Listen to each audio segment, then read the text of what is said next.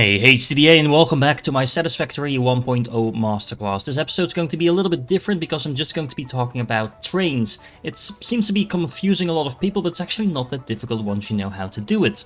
Now, just starting out with the general tip, I recommend that you start out small, but that you leave yourself space around your stations. That way you can easily expand it when you need to, but initially you're not going to need massive trains.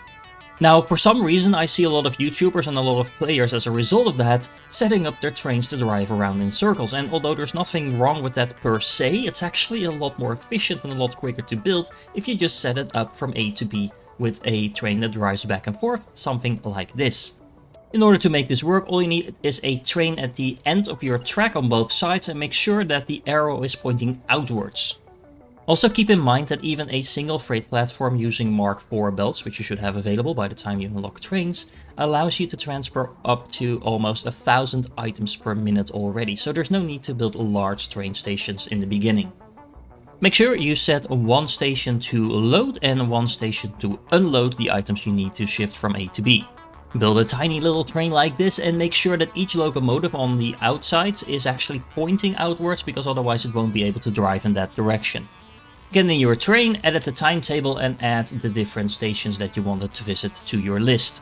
Save the timetable and turn on self-driving, and you should see your train starting to drive back and forth between your stations. Voila, you have the core of your train stations done already. Now, of course, you can have your train actually drive around in circles, but it doesn't really add anything to the system other than making it slightly easier to add in more trains to this route. But if you need more trains, you probably need more input and output, and that's also achieved by just adding in one more freight platform to your stations and having the same train drive back and forth with twice the amount of stuff. Okay, but let's say you want to have two different items delivered at your central station over here, and you want those to come from different locations. Now, what you can actually do is set up something like this. You add another freight platform to your central station. You add another station as well, so the locomotive from the other direction has somewhere to arrive. And of course, you need to set up that secondary location as well. Now, the initial train we have is going to deliver its cargo to this freight platform, and because the other one is arriving from the other direction, that will be delivering its cargo to this platform over here. If you want to avoid messing things up or getting confused, you can also just add an empty platform in between these different stations to make things a little bit more clear that these are actually separate inputs and outputs. Now, obviously, these trains are going to be using part of the same rail route, so in order to make sure they don't collide, we're going to need to use signals. Now, in order to avoid this, we're going to set up some block signals on both sides of the track. Now, the reason we need them on both sides is because we have trains moving in two directions, so they need to be able to read the signals from both directions. Once you set this up on both sides of your train station, you're going to see the tracks changing color when you try to put in another block signal. So you can see this is yellow, this is red, and this is orange. Basically what's happening that there's only going to be one train allowed per block. So the blocking signals will make sure that there's only going to be one train allowed per section, and as you can see, there's now a train on the station, so this train is going to stop and wait for the other train to leave. Then as soon as the other train clears the station, the light goes to green for the other one, and that second train will move onto the station and deliver its goods as well.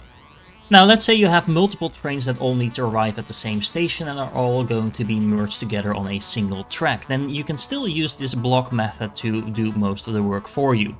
All you need to do is set up some block signals at the entrance of that single track, and that will make sure the next train is going to be kept out until the first train has cleared the entire section. Now, that does take a little while, of course, especially if these tracks are longer, so it might feel a little bit inefficient, but it's really only going to be a problem if in the meanwhile your storage units are overflowing, and that will only happen if, again, you're transporting mass amounts of items.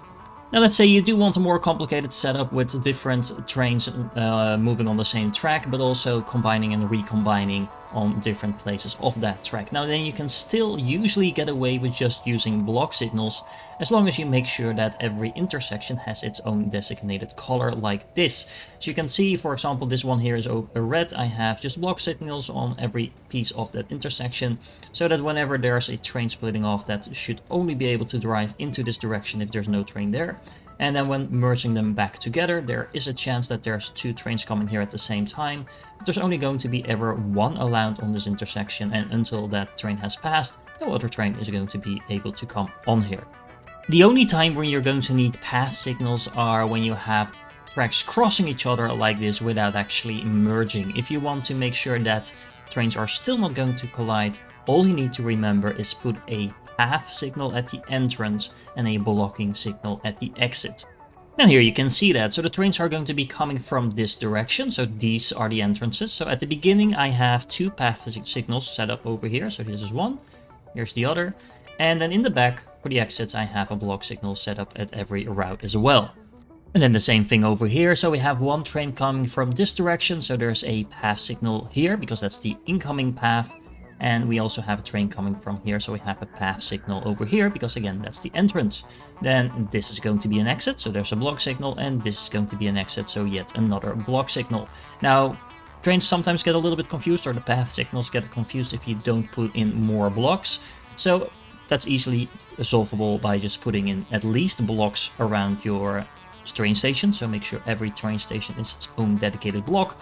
But you probably want to break up these longer stretches in different blocks as well, just to make sure that if you have multiple trains driving the same circle, that they don't wait for the first train to clear this entire path before the next train is allowed on.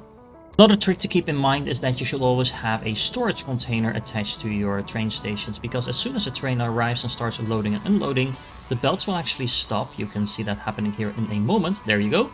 And that means that the other input is not going to be collected anymore. So by using a storage container, you make sure that the inputs are still being delivered even while there is a train on the station.